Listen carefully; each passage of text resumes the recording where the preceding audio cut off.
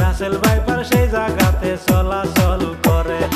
ইঁদুর ব্যাঙ যে জায়গাতে বেশি বেশি থাকে, রাসেল ভাইপার সেই জায়গাতে চলাচল করে।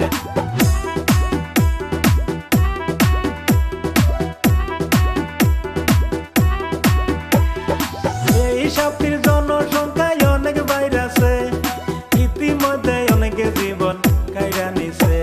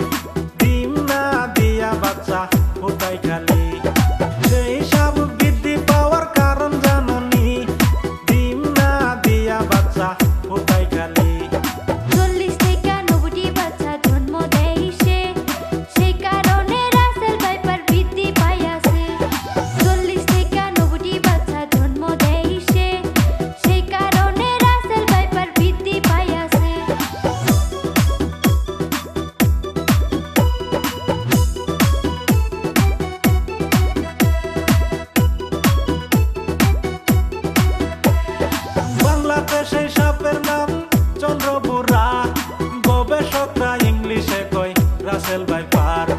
1972 সালে পরিচিত হয় রাসেল ভাইপার নামে, তারে সব মানুষে কয়। পৃথিবীতে অনেক জাতের সাপ রয়ে যায়, রাসেল ভাইপারের মতো বিষাক্ত নাই। ওই সাপে ঢংছিলে মানুষ 100 মিনিট বাসে, তাড়াতাড়ি নিয়ে যাবেন হসপিটালেতে।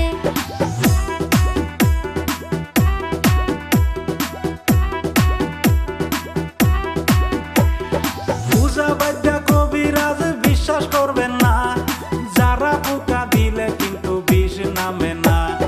সায়েন্টিস্টের যুগে এসব কাজে আসে না, হসপিটালে নিয়ে যাই হেলা কইরো না। সায়েন্টিস্টের যুগে এসব কাজে আসে না, হসপিটালে নিয়ে যাই হেলা কইরো না।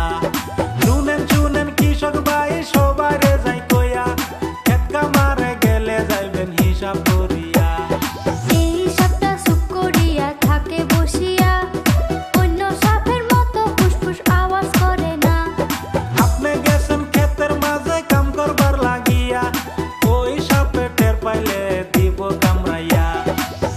সাপে মানুষ দেখলে দৌড়াইয়া পালাই, রাসেল ভাইপার মানুষ দেখলে আগিয়া যায়। অন্য সাপে মানুষ দেখলে দৌড়াইয়া পালাই, রাসেল ভাইপার মানুষ দেখলে আগিয়া যায়।